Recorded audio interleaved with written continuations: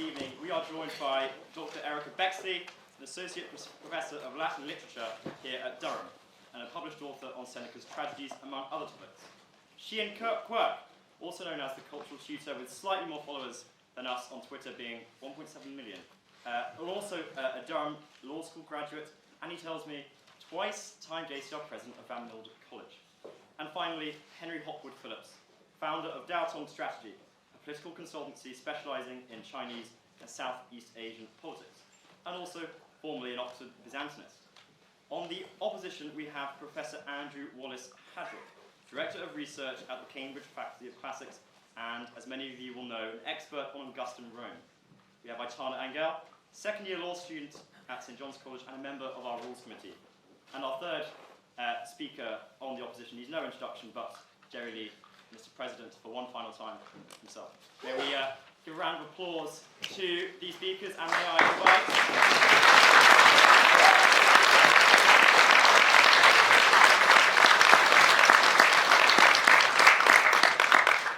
And without further ado, in the last time for Michaelmas 2024, I would like to invite Dr. Erica Bexley to open the case for the proposition.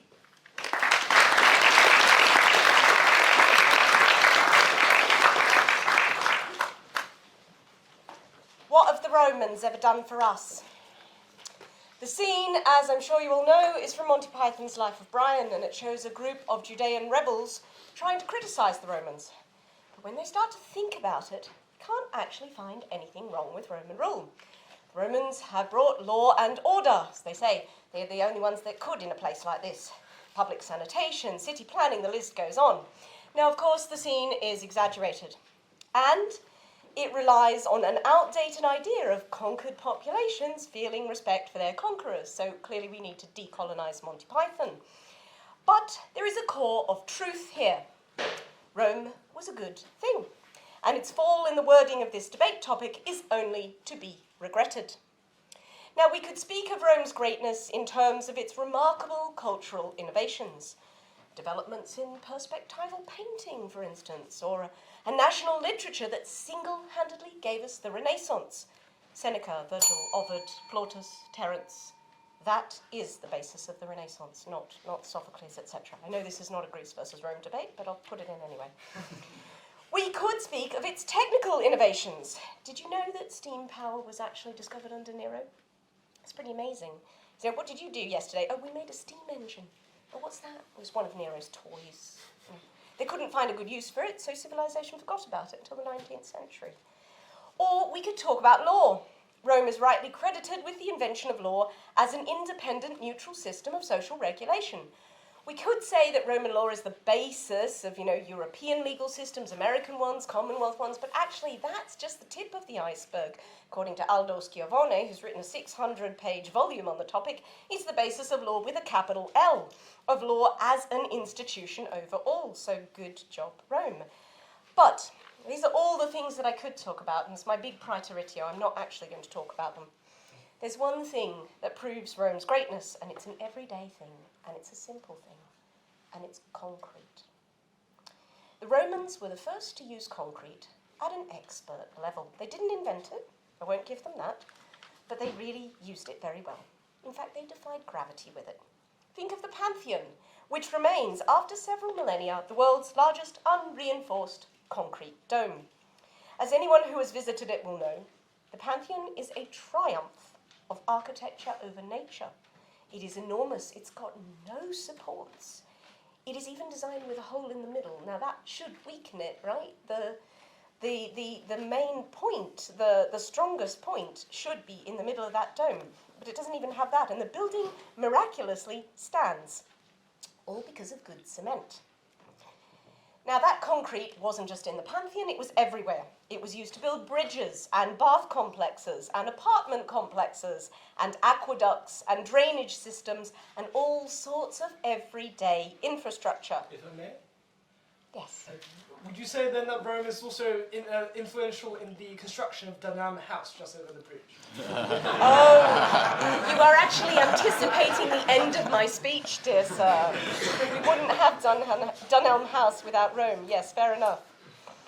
It was amazingly earthquake resistant, this concrete, and it protected cities against fire. After the Great Fire of Rome in 62 CE, Nero had large portions of the city rebuilt with concrete. Say what you will about Nero, he actually knew a thing or two about city design. Roman concrete, this has actually been found out recently, was even self-repairing, which is remarkable. So something to do with its composition, I'm not an expert on this, but something to do with its composition with the lime mortar and the volcanic ash meant that when it got cracks in it, if you got a little bit of water into the crack, it actually re-expanded to fill the crack. Remarkable stuff. Really incredible. Now, most modern concrete structures have built-in obsolescence. They're going to crack, they're going to crumble, they need to be replaced. Not Pantheon, not Roman concrete. It lasts, which means it's also more environmentally friendly and economically friendly. So go Rome. So why am I banging on about concrete? Like, we came to listen to a debate about the fall of Rome, not about concrete. Well, when the Western Roman Empire fell in the early 5th century CE, Europe, what was going to be Europe, let's say, forgot how to make concrete. Just forgot. For more than 1,000 years. Now, that's not just a loss of the Pantheon. Beautiful as the Pantheon is, we can do without it. That's a loss of protection against earthquakes, protection against fire. It's a very literal loss of stability. You can see where I'm going with my metaphor. The glue that holds cities together was gone. There is no clearer proof of Rome's greatness and value than its mastery of this prosaic, everyday material that benefited everyone. Now, when the Roman Empire fell, large parts of what would one day be Europe were plunged into economic turmoil. Piracy resurfaced and spread once more across the Mediterranean. Localized violence increased, civic coherence decreased. Distressing as they are, these consequences are to be expected when a large, centralized power disintegrates. But Rome's loss amounted to so much more than an economic rough patch or a growing number of vigilantes. It was a loss of knowledge, of skill, of craftsmanship. Rome's fall opened a huge hole in society, and it took Europe more than a millennium to claw its way out. It was thanks to Rome that safer and stabler building materials existed, and as I said, take that as a metaphor, if you will, for the Roman Empire's contribution to civilization. And if you're resistant or allergic to metaphors, some people are, you can simply thank Rome, as Jerry has pointed out, for Durham University's neo-brutalist buildings. The concrete glory that is Dunelm House wouldn't have existed without Rome. Thank you.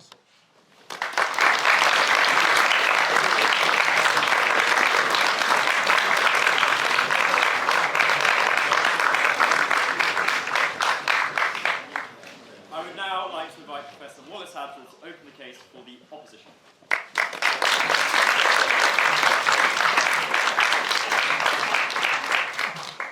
Can I say how honoured and pleased I am to be invited to speak to this motion?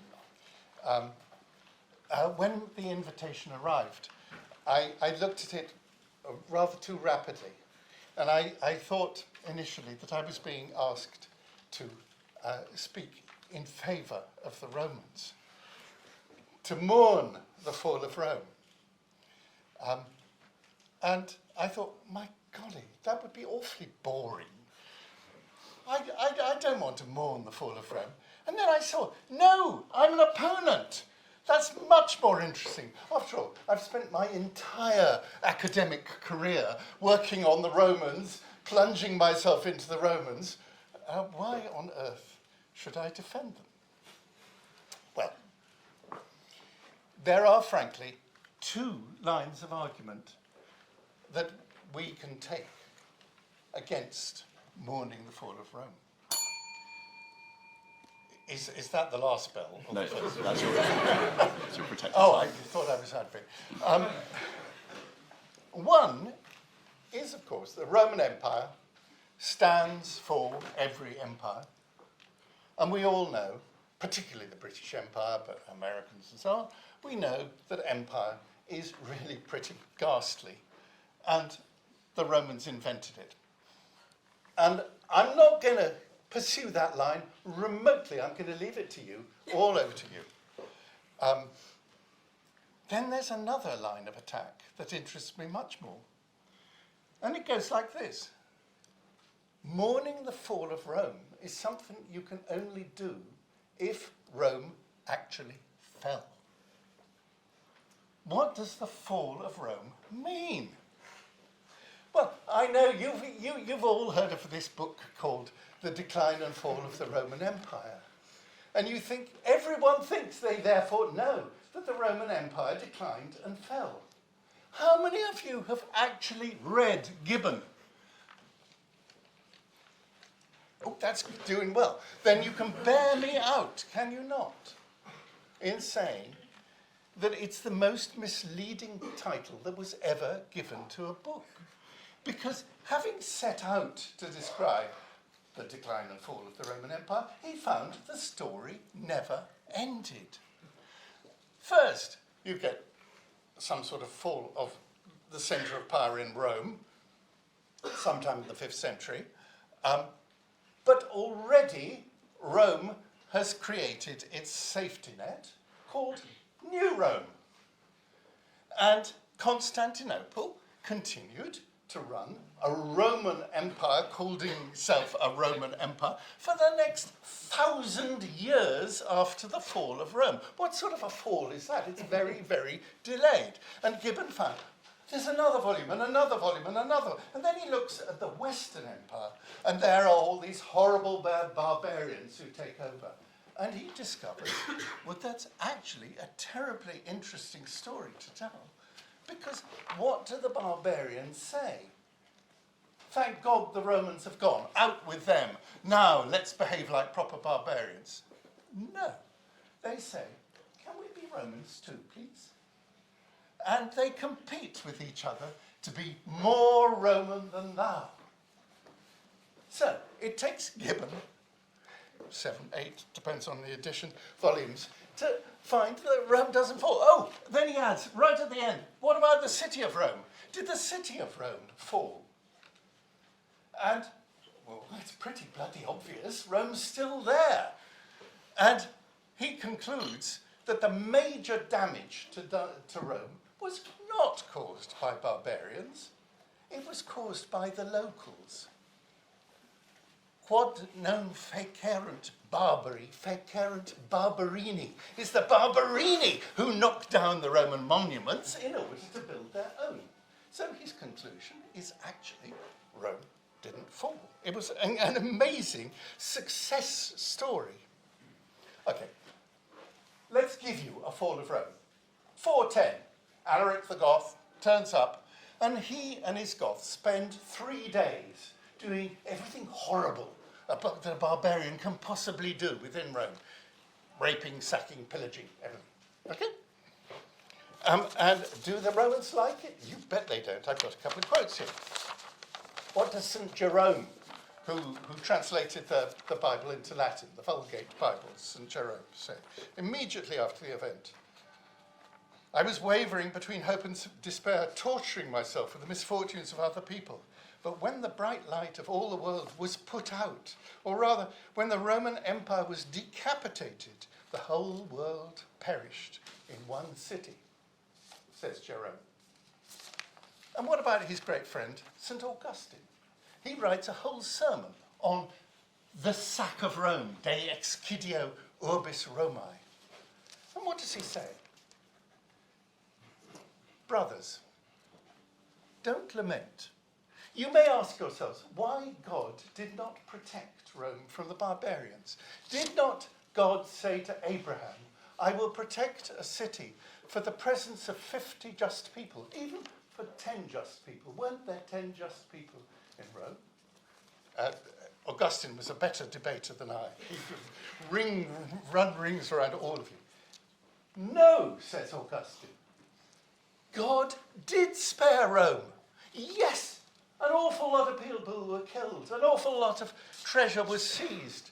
But there were survivors, and Rome survived.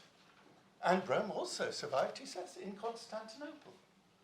And Augustine points to hope. And then, having said that in a brief sermon, he then writes a massive volume on De Civitate Dei, on God's city, in which Rome is the model for something bigger and better.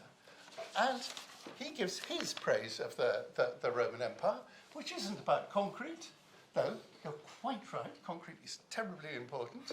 I spent an awful lot of time studying it. No, what matters is faith. And interestingly, in the Monty Python scene, the one thing that those Jewish rebels never say is what the Romans give us is religion. Because, of course, they were really, really against it. But actually, in historical terms, it's one of the biggest impacts of Rome. And Rome rebuilds itself through the Christian church. And what is the Pope, if not a later Roman emperor? So, you haven't rung another bell for me. No, you've got 3 minutes. I've got 3 minutes. I've well run out of anything interesting to say. So I love the barbarians who take over from Rome. My favourite are the Ostrogoths under Theodoric the Great. And he uses a wonderful author. Nobody reading Latin, maybe your pupils, but nobody reads Cassiodorus. Cassiodorus is amazing. And Cassiodorus writes on behalf of this Ostrogothic barbarian king. And what does he do? He tells everyone to behave in a civilized fashion. Civilitas. So, for instance, Theodoric gets terribly cross because the Ostrogoths are settling quarrels by duelling. And he says, what are you using duelling for? Like barbarians. We live in a civilized society. We settle things by the law. Do you not have courts? Go to court. Don't duel. So that's what a barbarian said. And actually, Theodoric made a very fine hand of being a reinvented Roman emperor. Go to Ravenna. You been to Ravenna? Where his massive tomb is, and all those other, not every building in Ravenna is by Theodoric, but a lot. And do they use concrete? Yes, of course they use concrete.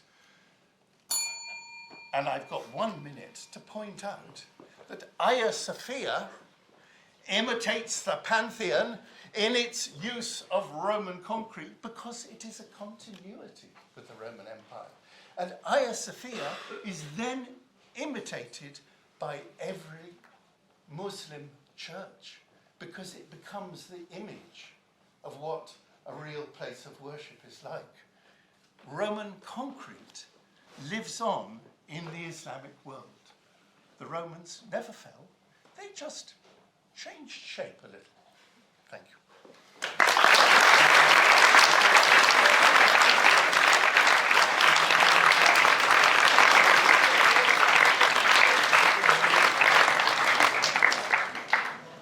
I would now like to invite Mr. Sheehan Quirke to continue the case for the proposition.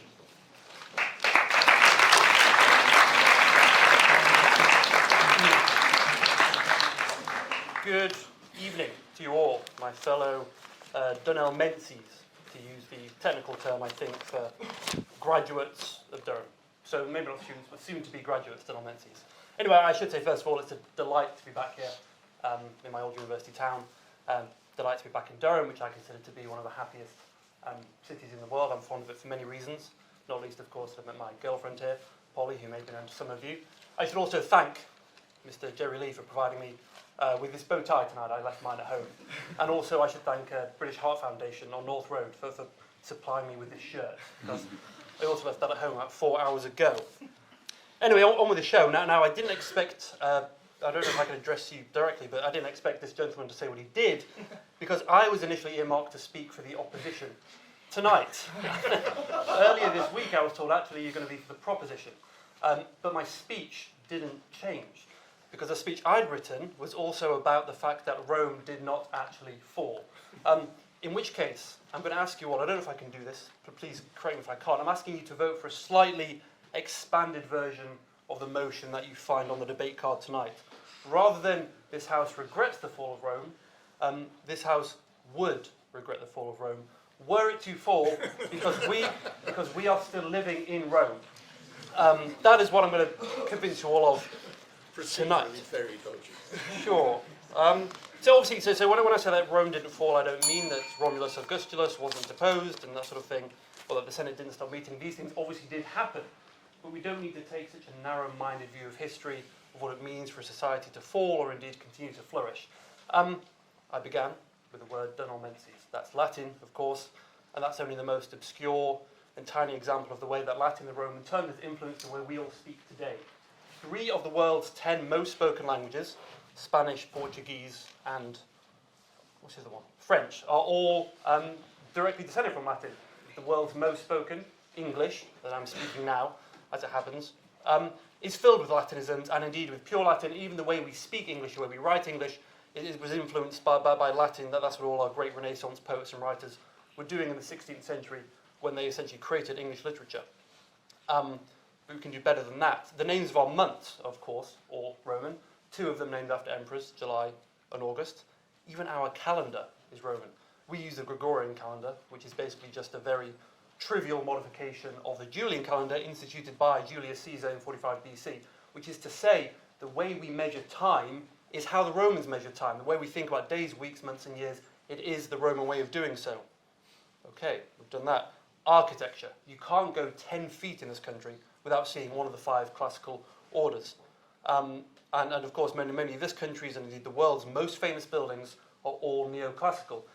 In this country, St. Paul's Cathedral, Buckingham Palace, the British Museum, these are all to one degree or another essentially faithful to Roman architecture.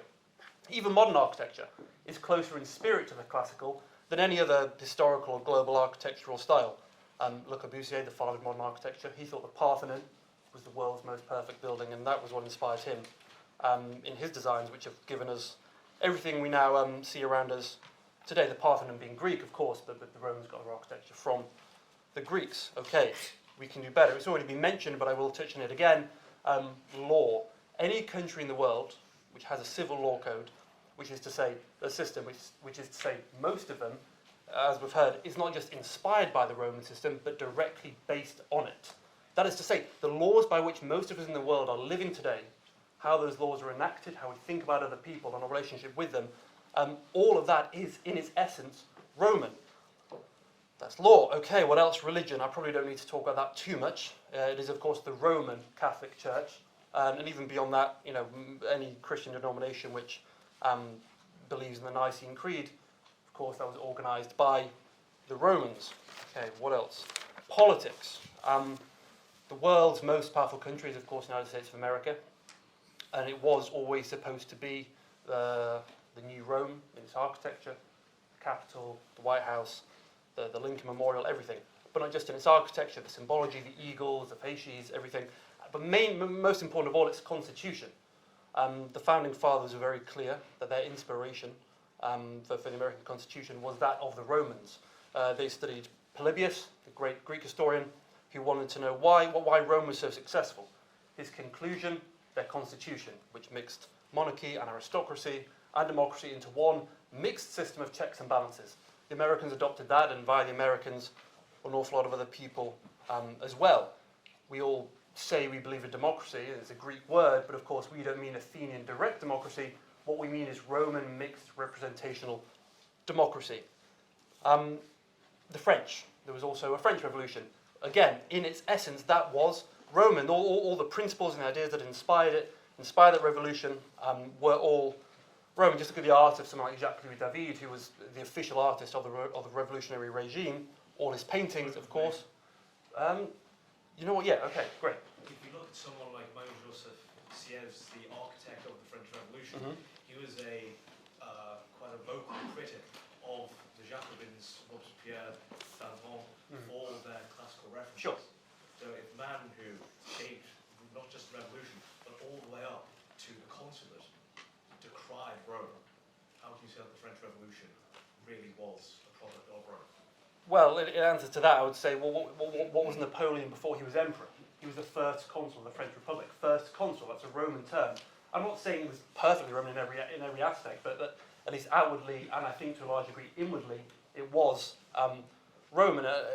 And of course, I don't need to explain to you the whole influence of the French Revolution.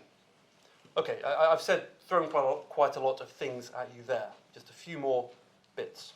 It is true, of course, that the Roman flame was dimmed for a while. That was the whole point of the Renaissance. A conscious resurrection of the Greco-Roman way of being, of the Greco-Roman worldview. What is the most emblematic work of art of the Renaissance? It is Michelangelo's David, which people always forget is ostensibly a Christian work of art, right? It's supposed to depict the biblical King David, but no one looking at that statue sees King David. What they see is, I think, essentially the sort of the distillation of the Greco-Roman view of humankind. Renaissance humanism, that's why it was called what it was, and after Renaissance humanism and all of that, then you get the scientific revolution, the Enlightenment, the Industrial Revolution, so on and so forth, and everything that we think is peculiar to or definitive of our modern society, I think it can be drawn back to that moment when Greco-Roman culture was revived. I don't mean to say that nothing has changed. Things have obviously changed in the past 2,000 years or so, but what society doesn't change over time? And I think time and technology always flatter to deceive. Just because we have iPhones, we think we can't be living in the same society as somebody who didn't have one, the Romans. But I don't think that is the case. And another way to put this, I think, maybe the clearest way of all, would be to say that if you take a Cicero or a Tacitus or a Pliny, or indeed any famous Roman, and you put them here today in 2024, I think they would feel, essentially, given enough time to adapt to the internet or whatever, they would feel at home here. They would recognise in 2024 a society that is their own. And certainly more so than Cuthbert or Bede, even Henry VIII, maybe even than Shakespeare. A Roman would feel at home here. And why is this? Well, as I've said, as I've tried, as I've hoped to convince you tonight, not just because Rome has influenced who we are and what we do. That is obviously true, and quite boringly true. But more than that, that the society we are now living in at this very moment was the one built by the Romans, which has survived, changed, adapted, but is still that very same one. We've done language and time and architecture and art, law, religion, politics, our way of thinking, and so much more I might have mentioned. In all of these ways, we are still today Romans. In which case, I might as well wrap things up there. I urge you to vote with a proposition tonight, not because this House regrets the fall of Rome, but because this House would regret the fall of Rome, because that would mean the fall of the society in which we are all now living today. Thank you very much.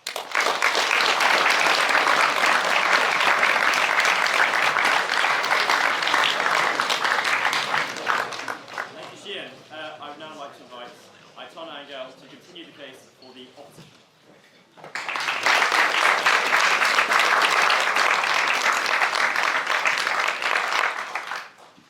Okay. So I am incredibly honored to be speaking here tonight for the first time on the actual speaker benches. Many of you have probably heard me pipe up during actual debates from the floor. And for the last time, unfortunately, in a debate in this chamber for the foreseeable future, which is quite sad, to be honest. If you... Oh, bloody hell. No worries. To be perfectly honest, if you'd have asked me a few months ago if I would miss this chamber, I would have probably said no for the following reasons. How could I miss this place after being locked in here for 3 hours during quite a controversial debate last year, after interminable general committee sessions having to count votes on amendments to the amendment to the Constitution, after essentially having our very own fall of Rome in this very chamber last Epiphany term, I would have never thought that I would miss this place. Decline and fall. And yet when I found out that essentially we would lose this place, we would not have this chamber anymore, none of those more colorful incidents crossed my mind. Instead, I was reminded of all of the reasons why I love it, which is a sappiness with which I will not bore you any longer. But in short, its inevitable closure made me appreciate this chamber even more. And if you're wondering where I'm going with this, this is not simply to sing the union's praises or even to convince people to like it. After all, as Caligula said, let them hate so long as they fear. No. On a more serious note, my point here tonight is possibly to confuse you even further after that speech. But my point here tonight is that even though I quite agree with my colleague on the opposition that arguably Rome did not fall in the sense that Constantinople was still there, I think that if you look at it from like the more purist perspective of the fall of the Roman Empire happened sometime during the 5th century, I think that that fall actually makes us, or would make us, like Rome even more. As historian Glenn Bowersock wrote, we have been obsessed with the fall. It has been valued as an archetype for every perceived decline, and hence as a symbol for our own fears. Indeed, humans are very strange creatures in this regard, because as much as we dread finality, as much as we fear a fall, a decline, an end, this subject is at the very heart of our intellectual and our cultural pursuits.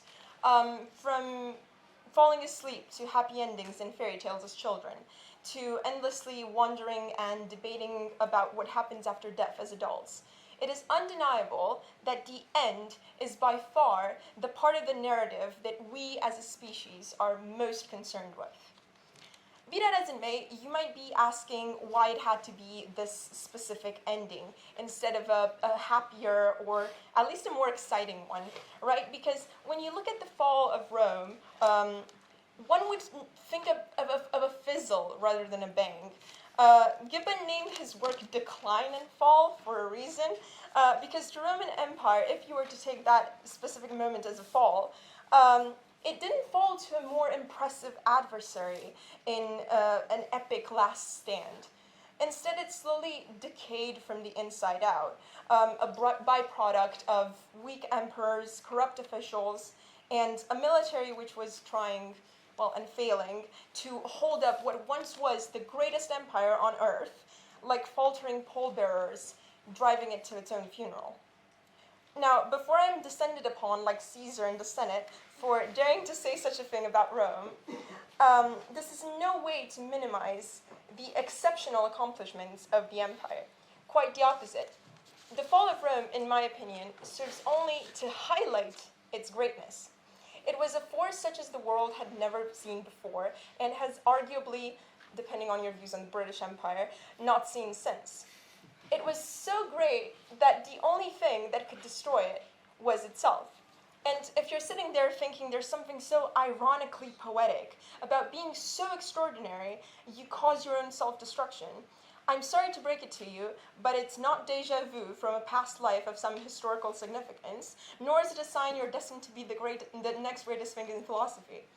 It is simply the kind of story, either fictional or real, that has fascinated us from the beginning of time and up till now. Let's start with ancient Greece, because even though my adversary on the proposition was correct, and that it is not a debate about Greece versus Rome, there are some very specific things about Greece, and Greek myths in particular, that really resonate. I guess I'm having an orchestra accompanying me. This is a true might of the Roman Empire right here. I think the British Empire, then, at least, controversially. Because I think that there's some really important things about Greece and Greek myths in general that significantly highlight Rome's fall and Rome's greatness. From Achilles to Odysseus to Icarus, pride has been the bane of the existence of many a Greek hero, so much so that this is the preferred subject of many of our favorite Greek tragedies. However, none of these is more of a foreshadower of Rome's ultimate fate than the myth of Bellerophon. This legendary hero... sorry? Point of order. Yes? I have two things. One, this idea about Rome being its own worst enemy. Rome is aware of this. This is something Lucan explores in the very first book of his Civil War poem. So I'd just like to bring it to your attention that this is something, I suppose, that if anything proves Rome's greatness even further, that it knows it's its own worst enemy. Yes. And the other thing is just right back on the let them hate me as long as they fear. Caligula didn't say this. This is Accius as Atreus. Sorry, no one expects. No one except knows that. But it was cited by Tiberius. No, it was cited by Tiberius differently. May I ask POI to draw to a close? Okay. So yes, I know that Rome was aware that it is its own greatest enemy. That is exactly my point. It highlights Rome's greatness even more. And I'll get to that in a second. So essentially, what I'm talking about when I'm mentioning Bellerophon is that this legendary hero, I don't know if any of you here are familiar with the legend, but he was tasked with killing this mythical beast, the Chimera. And to aid him, he sought out this winged horse, Pegasus. The name might be familiar to some of you. And seeing himself able to fly, reaching heights thought unheard of for any human since him, he thought himself on the same level as the gods, and he wanted to take his winged horse, fly up to Olympus, and see the mountain of the gods. Surprisingly, the gods took offense at that, and they sent, of all things, a fly that stung Pegasus, which then spooked and threw Bellerophon off, sending him plummeting to the ground. He was then, very similar to Rome, left crippled, destined to spend the remainder of his days seeking in vain for Pegasus for his lost glory days. Just like him, the Roman Empire reached heights never imagined, but in doing so, became too sure of its own strength. It fostered corruption and over-expansion, which in turn caused massive political instability and unsustainable overspending, especially in the military. This chain of events, similar to the one that led to Bellerophon's fall, ended with Rome being left not dead, but instead crippled, a mere shadow of its former self, which would spend the rest of its days searching for its former glory. But fortunately for Rome, this is exactly the type of story that draws us as people in. It is not exclusive to Greek myths. In fact, a comparable story happened just over a century ago and is probably familiar to every single person in this room. Let me set the scene for you. It is 1998, and Titanic just becomes the highest grossing film of all time, the first in history to make over $1 billion. The most well-known ship in the world, establishing its cultural legacy not with a massive success, but instead with a tragic story born from hubris. It was the same ambition that defined the Roman Empire that made the Titanic travel at excessive speed amongst icebergs in hopes of breaking records and making headlines. It is the same pride of the Romans that ensured the Titanic only carried half the number of necessary lifeboats, because the rest would have interfered with its quote-unquote perfect design. If the Titanic had completed the maiden voyage, it would have been massively celebrated as a historical victory. Titanic would have lived on in people's minds for weeks, maybe even months. But because it sank, it now lives on in our minds forever. From books to films to even Lego sets, the public fascination with the Titanic has never faltered since 1912. As Gibbon tells us, the decline of Rome was the natural and inevitable effect of immoderate greatness. I wonder, how many of us would be here today discussing the Roman Empire if it never fell? So, to conclude this speech, I'll leave you with this. To regret the fall of Rome, whether you agree that Rome actually fell or it merely declined, is to regret the very thing that drew us to Rome in the first place. Thank you.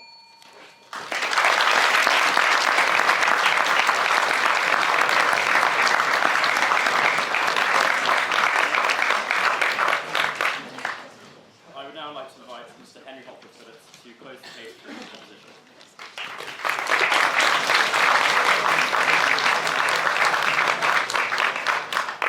So I'm going to take very seriously the professor's claim that the Pope became the emperor, and that in some ways, let's say Rome never fell, it just migrated to the papacy. My argument might be something along the lines of, yes it did, but it was a bit meh. Like, the papacy was a bit shit, you know, like, if that's the best that Rome could do, like, we've got to do better. So it's a slightly weird argument, but I will make it. And that means, in my head, that it's tragic that Rome fell because that's the best we could do was the papacy. So keep up. The first I'm going to say is essentially Rome without an emperor essentially started getting bullied. The bullies started getting bullied. What I mean by that is the Pope without a Western emperor, essentially, people miss this out a lot, but we had the kind of Ostrogothic interregnum, and then we get the Byzantines. Now, I'm a big fan of the Byzantines, but having said that, these guys really screw the Pope over. And what do I mean by that? I mean, I don't know if you know the Pope Vigilius. He gets imprisoned in Constantinople just for not keeping up with the latest bit of Greek language over the 3 chapters controversy. I won't even go into that. That's crazy. The next bit is Pope Theodore. He thinks he's safely ensconced in Rome, but actually what's happening there is he's not managed to keep up with the latest theological trend, which is known as monothelitism.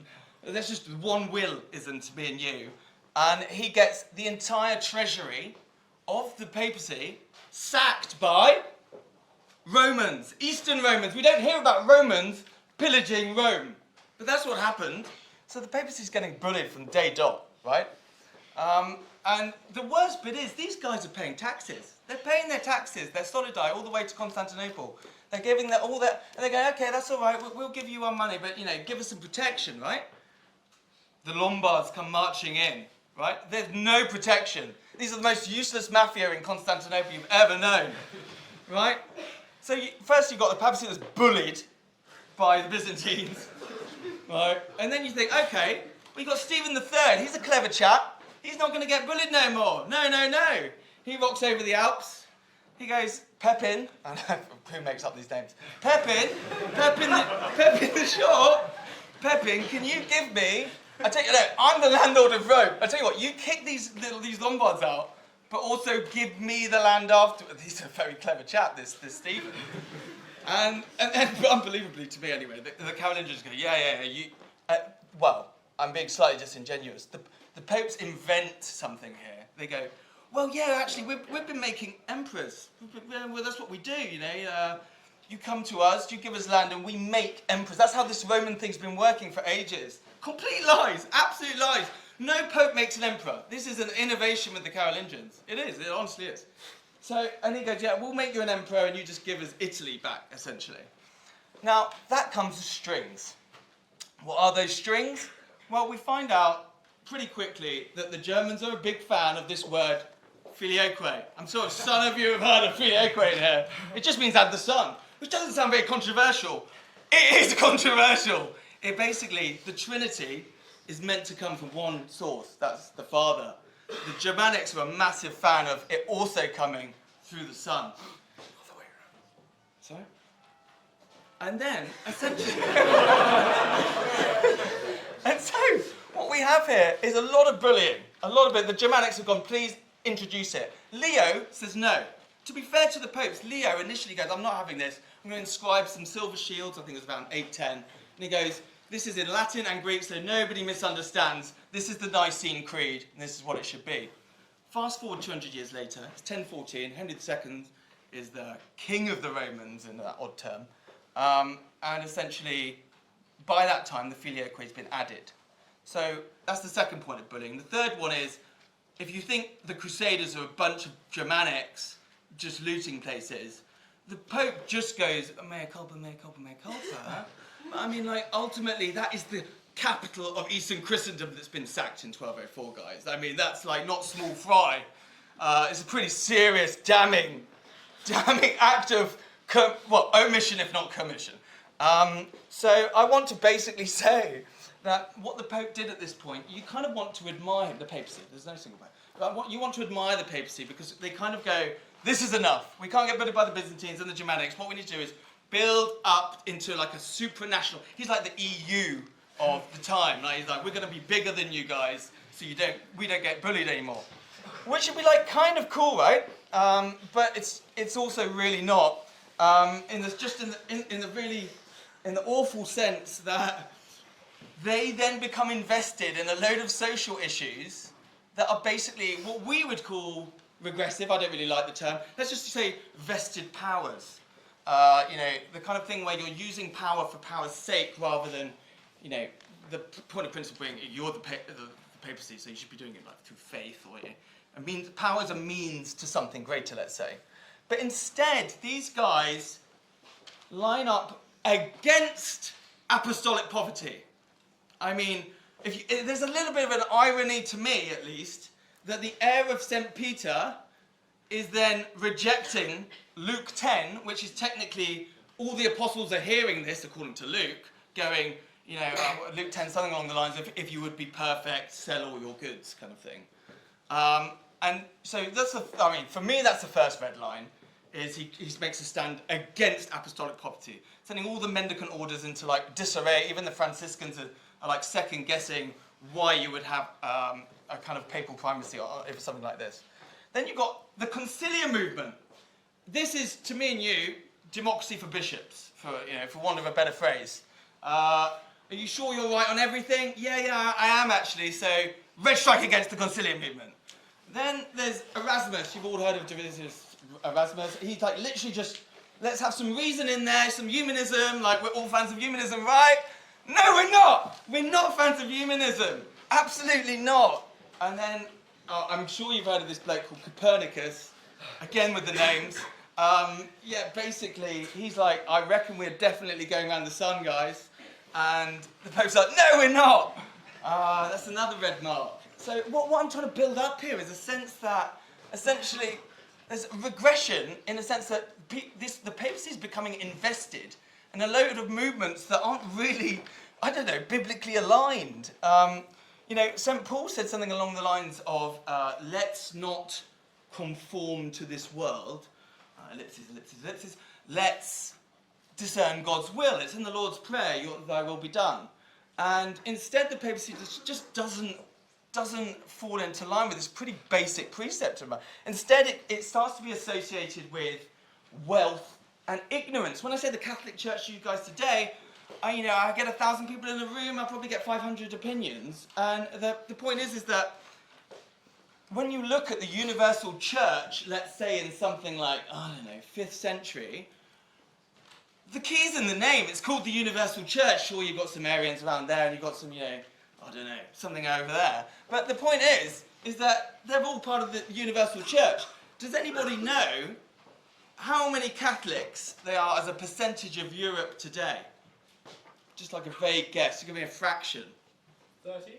Well done, 35%.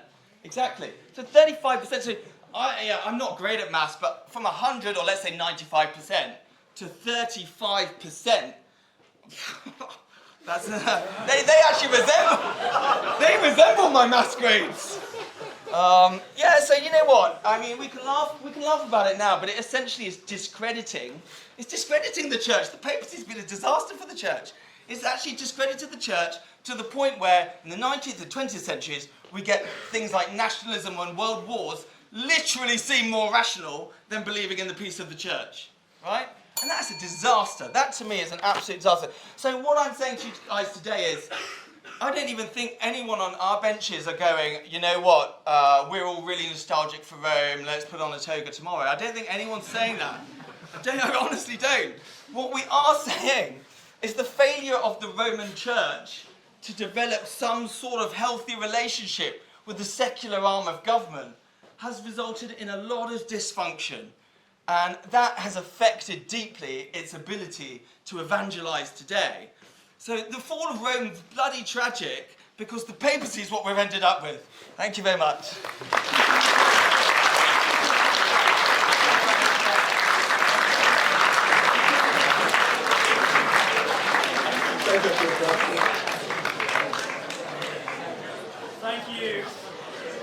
Thank you very much, Mr. Henry. May I now finally invite Mr. Jerry Lee to close the case for the opposition.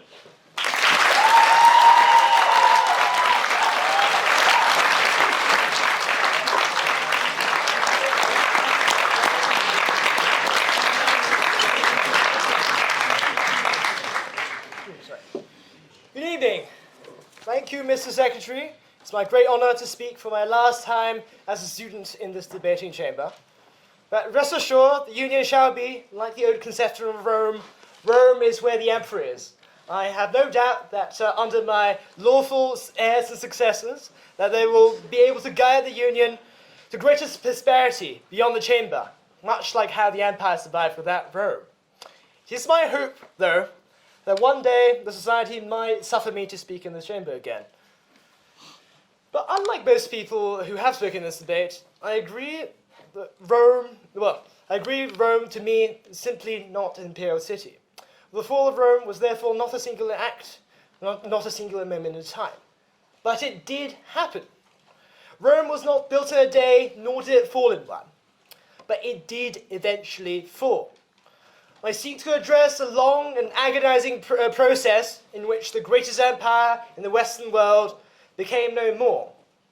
And despite its heritage, I think we, and of course the Prime Minister, can agree that one can only inherit after someone has died.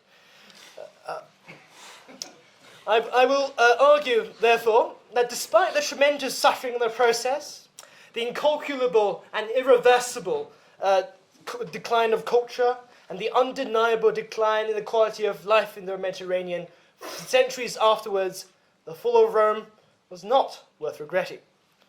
Now, let us cast our mind back. The year is 392.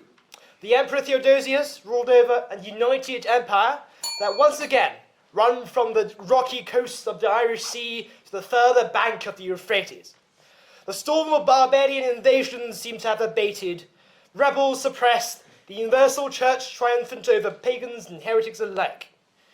The emperor is viceroy of God on earth, supposedly. The empire has ruled over the Mediterranean for nearly half a millennium, defying deadly crises from within and countless enemies from without. Why not 1,000 years more? Why not, with Providence, until Judgment Day? Indeed, if we are to follow Augustus' narrative of the renewal of the world, with an empire of golden peace, according to Horace, Rome stands at the end of a long line of empires. Assyria, Babylon, Persia, Greece, Carthage, Troy, Rome stands not at the center, but like Francis Fukuyama said, at the end of history. They thought that they were the solution. Rome, like liberal democracy in the 1990s, was supposed to be the final answer to all conflicts of politics. The empire was an unchanging constant for those who lived under it. It is all its subjects has ever known and assumed will last as long as time itself. Rome's frontiers were supposed to be frontiers of cosmic order against chaos. Rome's eagles were the surest symbols of military power. Rome's culture was supposed to embody civilization itself. In the words of Yeats, Rome was so tantalizingly close to being an artifice of eternity. Only, as we know too well, with advantage of hindsight, in the end, Rome was neither provident, nor eternal, nor even particularly special. Theodosius' united empire was but a flash in the pan, a mirage. Its frontiers, its legions, and its culture proved to be no less ephemeral than the Iron Curtain, the Royal Navy, or the European Union.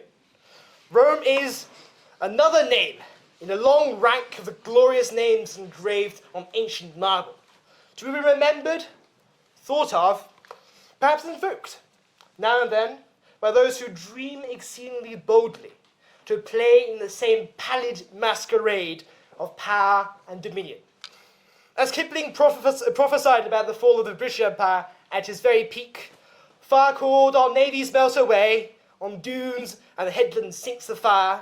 Lo, all our pomp of yesterday is one with Nineveh and Tyre. For there is nothing the fall of Rome illustrates more clearly, that the power of this world is fleeting, even as this presidency draws to a close.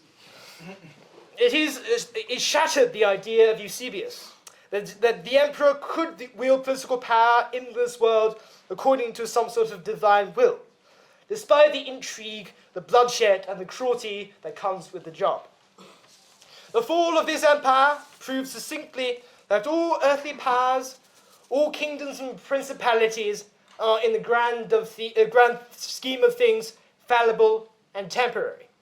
As Augustine concludes, in the nature of raw power, there was no moral difference between a great empire and a band of brigands. Both are the organized exertion of power among those less powerful. Rome enslaved, Rome looted, Rome desecrated and destroyed many ancient famous cities, like the empires before it and the empires that followed. Rome marshaled violence on an unprecedented scale, and Rome was in turn itself torn, overran, agonizingly dismembered over centuries, and could not escape the destiny of mortality, though so many of her valiant sons tried to fight against it. In his final chapter, when the last emperor Constantine perished with the last of the empire, it came to resemble a Greek tragedy. The chorus of Christendom mournfully sang of the tragic hero's passing. Yet they weren't meant to be tears of regret. They learned through red and swollen eyes a lesson as certain as nature itself. Empires rise and empires fall, even if it was the Roman Empire. As posited by learned speakers of the opposition, Rome had great, some may say, unparalleled achievements. Rome will remain a testament to the limits of human endeavor and government. Like Athens, Persia, and Egypt, Rome raised many a glistening and lasting relic. It leaves behind an astonishing literary and artistic heritage, such as I would consult Ovid before I go on a date, or Cicero when I watch a video of this speech, or Caesar when I speak to the SU. It even did me the honor of my undergraduate studies, despite the better instincts of my Chinese parents. I will not cease to admire the heights of his civilization, but I mourn deeply without regretting. In the words of Constantine Cavafy, as one long prepared and graced with courage, as is right for you who proved worthy of this kind of city, to go firmly to the window and listen with deep emotion, but not with the whining, a plea of a coward. Listen your final delectation to the voices, to the exquisite music of that strange procession, and to say goodbye to her, to this very city that we are losing. To savour the beauty of Rome does not mean regretting its fall, because regretting implies an inability to learn, a wish for things to be otherwise.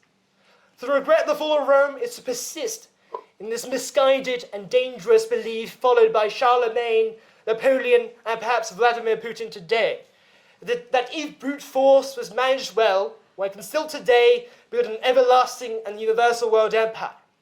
And we all know how wrong they were. I came to bury Rome and not to praise it. The fall of Rome illustrates one salient and perennial fact, that all earthly powers are mortal, that all good things come to an end, that we are dust, and to dust we shall return. The fall shows to posterity, that whatever the beauty, the prosperity, and the power of an empire might be, it is bound to be flawed, it is bound to be passing. The fall unmistakably roused the Western world from the delusion that the human institution could ever be an eternal edifice. The delusion that an empire wielding a bloody bludgeon could ever impersonate the order of the world itself. This is a lesson that this house should not regret having learnt. I shall conclude with the immortal words of Joachim Neander. Human pride and earthly glory, sword and crown betray his trust. What with care and toil he buildeth, tower and temple fall to dust. And this is why, to hold back from the hubris of sword and crown, to dispel the grand delusions of Rome's tower and temples, one must side with the opposition. Thank you.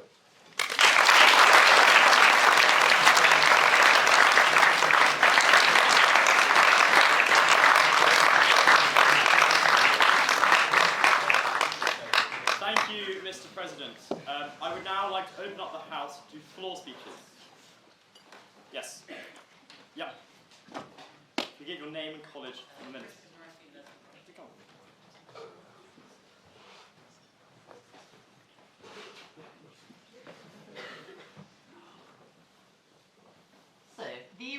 had this interesting fascination with the people they conquered. It was essentially the noble savage myth was started by them. The Roman historian Livy had one of the British rebels against the Romans say this very salient line, that the Romans create a desert and they call it peace. Very striking imagery. And despite this, I am arguing in favour of regretting the fall of Rome because, even though I don't say I want to bring back, Rome today, that's a ridiculous sentiment, but at the time, the fall of Rome was indeed a regrettable thing because of the loss of the greatest gift it gave to the Mediterranean world. It wasn't concrete, it wasn't, poetry or literature, it was peace back in.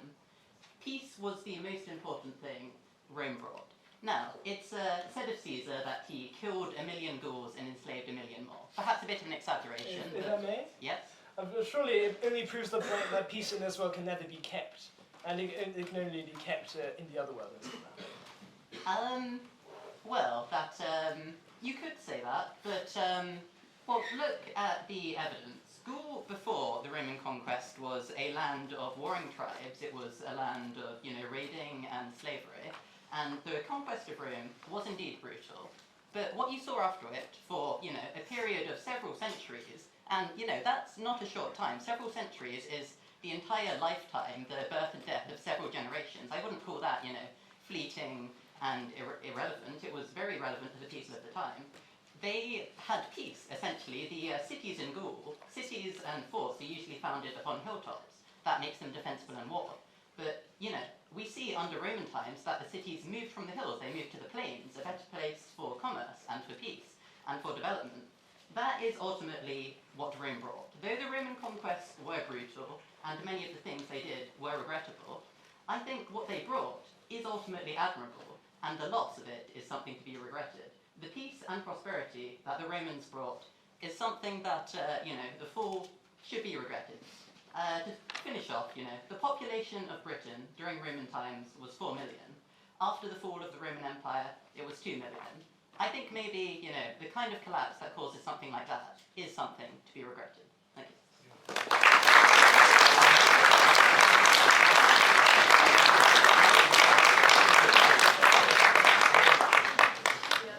And another fourth speaker, please. Yes, the gentleman. I'm going to speak for the Sebastian part, the College of Civil Law and St. Louis. Where's St. Louis? Yes. I've had a lot of glazing for Rome tonight, not only from the proposition but also from the opposition.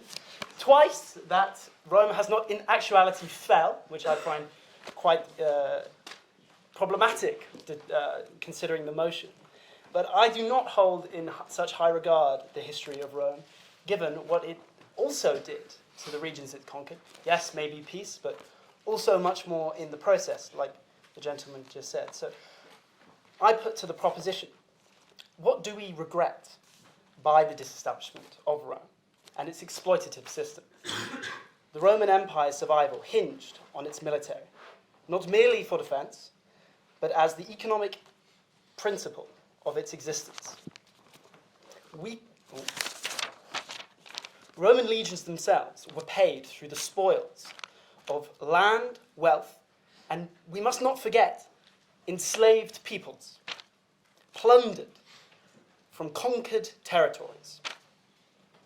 This system created a necessity for continuous expansion, locking Rome into a cycle of warfare and exploitation.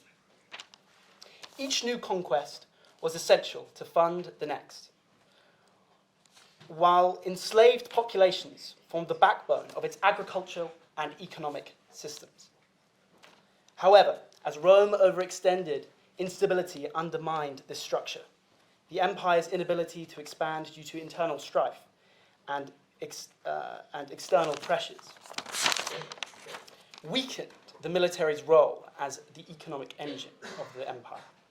Without sufficient conquests, the state struggled to pay its troops, leading to disloyalty and fragmentation. By the 5th century, the legions were too diminished to defend the capital itself, as seen in the sack of Rome in 410. To regret the fall of Rome, therefore, is to lament the collapse of a system that enslaved millions and eroded itself through unsustainable militarism. the fall exposed these flaws, making way for societies not bound by Rome's cycles of conquest and subjugation, which I believe made possible the future abolition of slavery. So I put to the proposition, can you say with certainty that you think this empire is good, or that in some way it should have continued? I understand that we disagree on what even this question means, but over cement, maybe, I think that's a really key question. When we This is a counter question, I don't know, how about? Very briefly. Yeah, basically, can we name a single society that did not grow in this period by avoiding militarism? The point isn't that the problem wasn't that Rome had a military and it used it. It was built upon it. Without its military, it could not sustain itself. Without continued conquest, it had to keep invading, not just invade once. Thank you very much.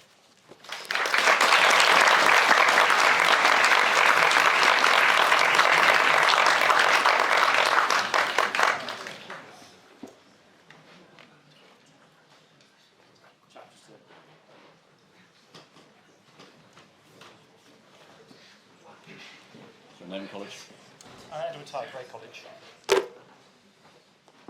First of all, thank you, and congratulations, Jerry, on your presidency. It's been absolutely fantastic. Although, I'm afraid you are speaking on the wrong side of this debate. I'm going to expand on the point made by the proposition, and I'm going to go back to concrete. I love concrete too. In fact, it's one of the few things that I and Dan Lonsdale can agree on. And it is indeed, as you pointed out, much better for the environment. But how much? Well, concrete manufacturing, it contributes 7% of human carbon emissions globally. Whereas Roman concrete, in its manufacturing, requires only to be heated to about 950 degrees, as opposed to the 1400 degrees of modern concrete. So, had the Roman Empire survived, they would be far closer to net zero than we are.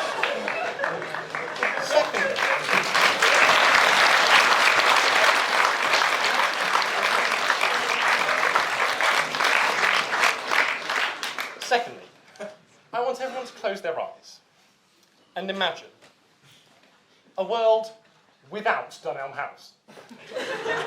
Brilliant, isn't it? I know, it's fantastic, yes. Heaven, as I would call it. Well, the Romans would never have built anything as hideous as Dunelm House. He doesn't appreciate that. No dialogue on the floor, please. I'll leave it at that.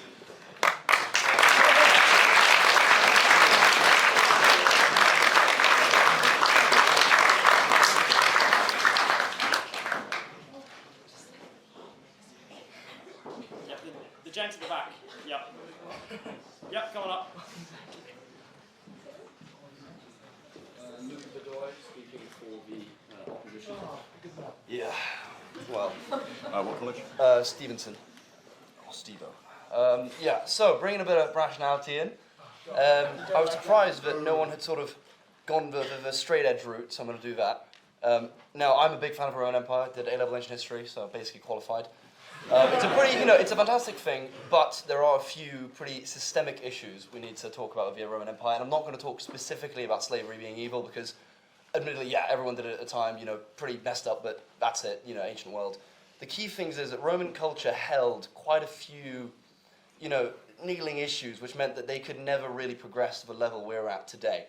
Its fall, I would argue, was necessary as part of a sort of, march of human progress towards the admittedly quite nice world we live in today, where we can have a debate like this in nice suits and so on. So, for example, I'll talk about slavery. Slavery, modern day economics, right? People get paid. People get paid, that means that they then spend money. We have a pretty great system. In the ancient Roman Empire, slavery meant that, one, innovation was not needed because they didn't really have a labour shortage per se. It also meant that their economy was always based on very basic, sort of making stuff for free and then kind of handing it out. Their economic system was only complex insofar as the empire was large, and every next emperor diluted currencies. In terms of sort of modern day, inventions of debt and usury and so on, the Romans could not hope to have such dreams of capitalism. But the main one is their culture, which is their worship of the past, their worship of ancestors, and their worship of hard work. These brought immense virtue to the Romans, right? It meant that they had a sense of dignity, of purpose, and I am talking here about the classical Roman Empire just for the sake of debate. You know, I'm not going to go into the whole rigmarole of what it transitioned into. But if you look at the classical Roman Empire, right, you would go into these people's houses and they would literally have a wall of ancestors. You'd walk into their house and you'd have, going back, you know, centuries, the faces of your ancestors. I don't even know the face of my great-great-grandfather, let alone my great-grandfather, right? So that was quite imposing, but it did mean that you were only important insofar as your ancestors were important. That meant that whatever you did was always defined by the past. It was very difficult for them to think forwards as far as we do. You know, for example, notions like climate change, right? Something that preoccupies us immensely. The Romans would have not really worried about it as much. Also, you mentioned the military angle, right? They were extremely martial, right? Which again made them a very strong empire, but also meant that they couldn't devote as much time to things like invention. The Romans believed in hard work, but to the extent that they didn't really believe in inventions that could, you know, shorten that time down, shorten that work down. Things that, you know, kind of spurred on the Industrial Revolution, right? Why do we do it? Because it makes things more efficient. The Romans didn't believe in efficiency as a virtue outside of things like architecture. I would say it is. More importantly, if you look at their numeric system, which was, again, very impressive for the time, very good, it permanently shackled them, right? You need a slightly more developed form of maths to then enable things like higher engineering, higher economics, which the Romans just could not have done. They also obviously, you know, sort of didn't have certain other things. But the broad one is basically, if the Roman Empire hadn't collapsed, we simply would not have gotten to where we are today. We wouldn't have had the Industrial Revolution. We wouldn't have had individual rights. The Romans, at least the classical Romans, did not believe in individual rights and individual value the way we do. No, go ahead. Well, but surely the idea of Roman citizenship is the first ever concept. Correct. And Please, may I ask you to draw your speech to a close? Yeah, I will. It's great, but it's obligation, not rights. Rights are what came from the French, broadly speaking, and they figured it out properly. No, it is. It is. It's written down. Anyways.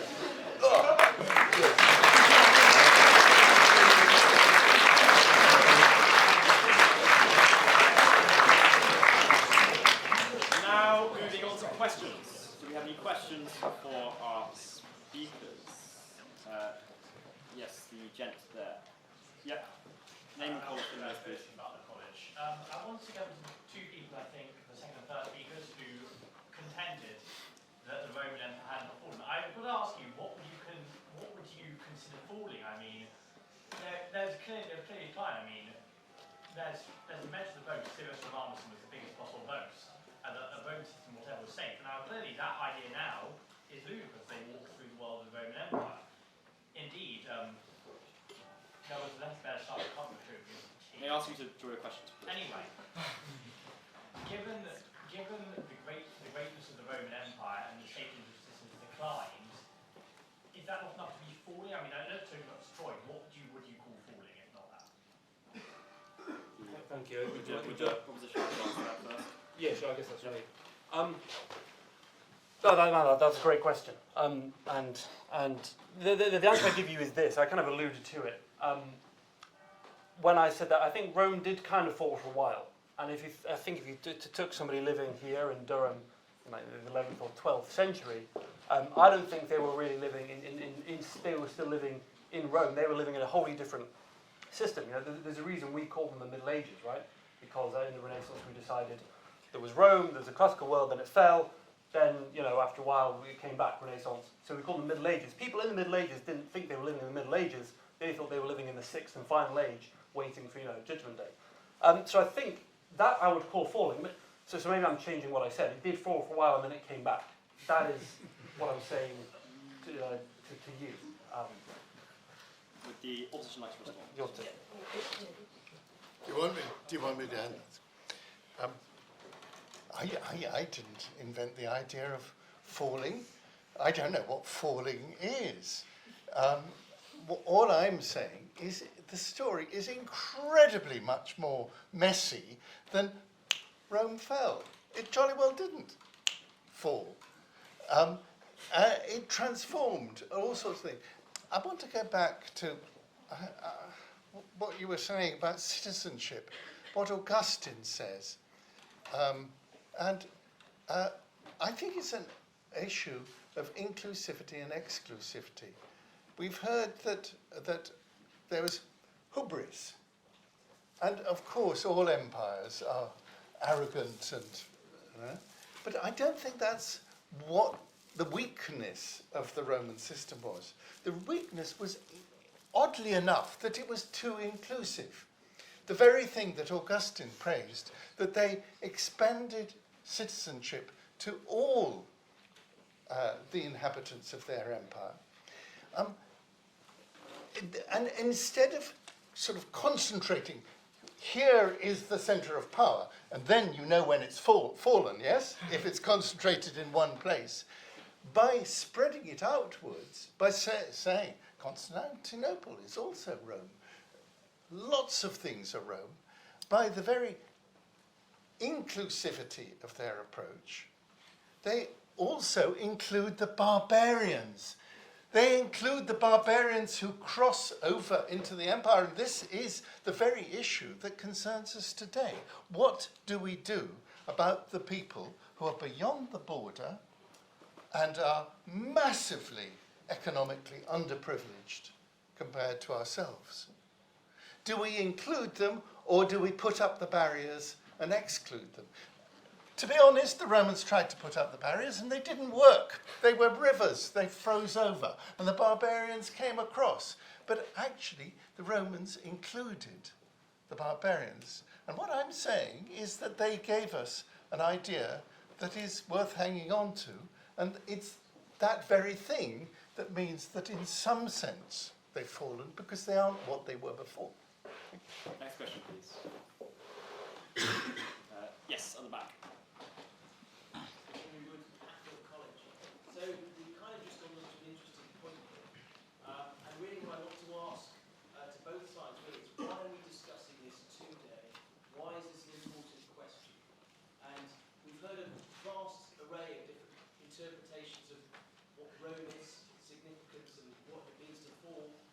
But what does it mean today? What does it mean to us? The proposition like to start. We'll start with Jerry. Yes. Oh, sorry.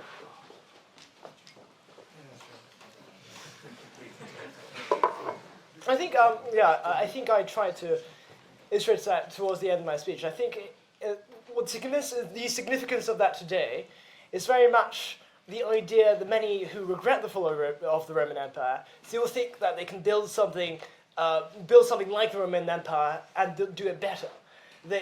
If you still hang out to the idea that the empire probably you would have preferred it otherwise, then you assume it's possible to build an empire like the Roman Empire, or perhaps a reconstituted Roman Empire that is more perfect. And I'm here to argue that we should not hang on to that notion, that we should acknowledge the limitations of human capabilities, and we have to acknowledge that the nature of human governance and the nature of government is fallible, and therefore Rome has fallen and must always fall. Thank you. Thank you for the question. I would answer in typical scholarly mode that the significance of it for today is simply understanding the structures of our lives, the structures that we live through. We heard about the Roman concept of time, the Roman calendar, the Roman months, Roman building materials, Latin, Roman literature, etc. So I think in terms of studying, and I'm afraid I'm taking a purely academic view of it here, is just getting that deeper meaning out of our even everyday existence. And on the topic of this kind of falling Rome, I just see it as everyone wanting to be Roman afterwards, everyone modelling themselves on the Romans. And I think that simply proves how wonderful the Romans were. Thank you. Next question, please. Yes, the gent just over here. Yeah. University College alumnus, thank you very much for the term. I have a question for the proposition, I think, probably in favour of the opposition. I want you to think about what Durham would be like now without the fall of the Roman Empire, the fall of Rome in the north of England, and what came beyond that. We have Vikings, Normans, and you look at the architecture in Durham, you've got two prime examples of the influence of the Vikings, perhaps in the sense that the cathedral, because Cuthbert was chased out of Lindisfarne to Durham, and they built the cathedral, and the Normans and University College that we have as part of the university. So, do you regret that we have the wonderful architecture in the city of Durham and the fall of Rome? It's hard to argue. Well, it's hard. We regret Durham. Well, one of you try. Well, I don't even know what to say, really.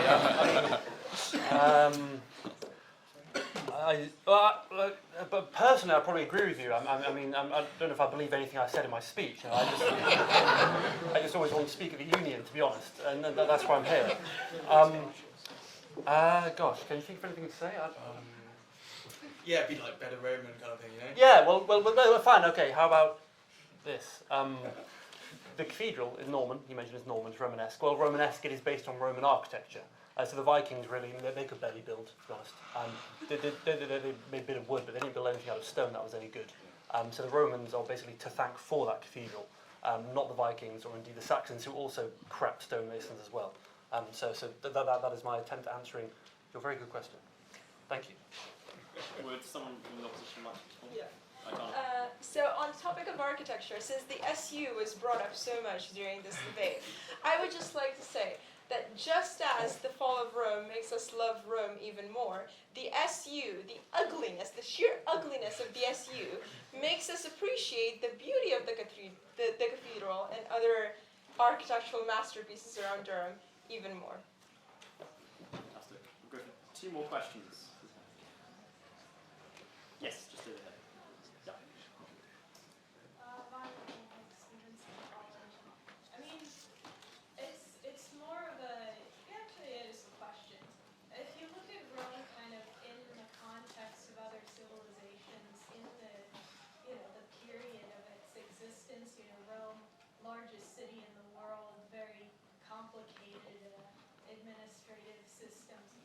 So maybe what's been holding our society back from this advancement in comparison to other ones is pants. Do you agree?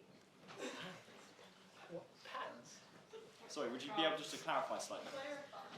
Oh, I was The last word. making a toga jokes. Pants.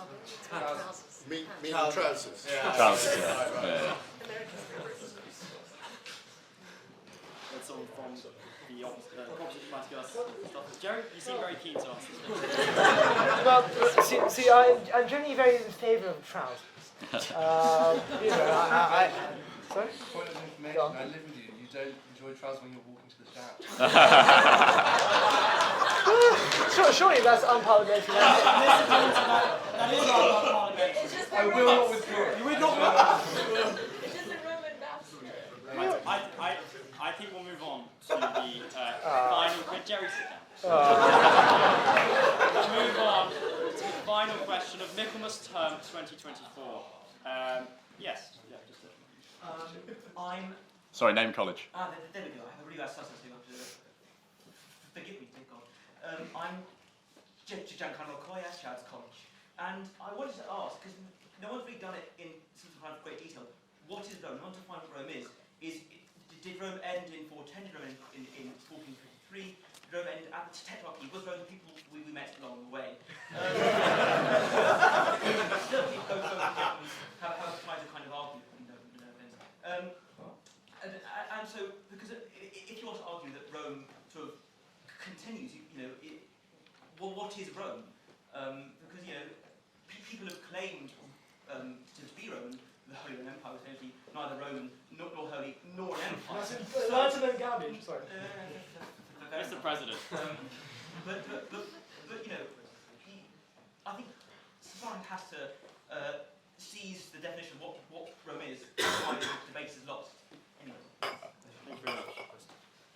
Would the opposition like to start? Yeah, sure. Everyone quotes that Voltaire stuff, but I mean, like, ultimately, Reality. Can anybody name who's genuinely, apart from me, claiming to be Roman today? Is anybody? Yeah, right. I mean, so we have to kind of agree that, we're a team of two. Sono Romano di Roma. Right, we're all Roman, right. So, but the point is that there's not really, actually, I'll gainsay myself, the Orthodox Church is possibly the only people who claim to be Roman today. Genuinely. They're Orthodox, they're Roman, because the Roman people morph into, and that's the whole Byzantine ethnogenesis, if you like, is essentially Romanitas, and we touched on it earlier with the globalization point, it became a franchise, but the franchise became a church.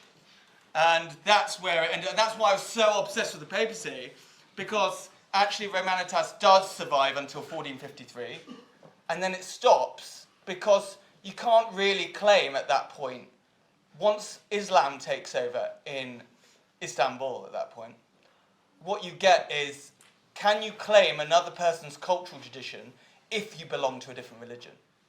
Right? And that becomes really interesting, because actually you can take it down really like beautiful rabbit holes, like at the end of the day, the Iranian, the Persian tradition was absorbed, the pagan tradition of Persia was absorbed by Islam, and then it kind of almost, there's a whole movement in the 8th century where it kind of reverse colonizes Islam, right? So there's no easy answer to that question, but my answer to where Romanitas flees to is it is the Orthodox Church, and there isn't anywhere else.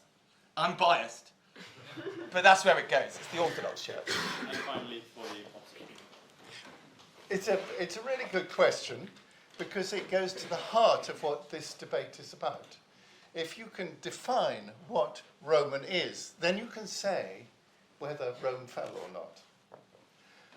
And in historical terms, if Rome was a particular little city with some tens of thousands, maybe pushing 100,000 inhabitants, they had a pretty clear idea of who they were.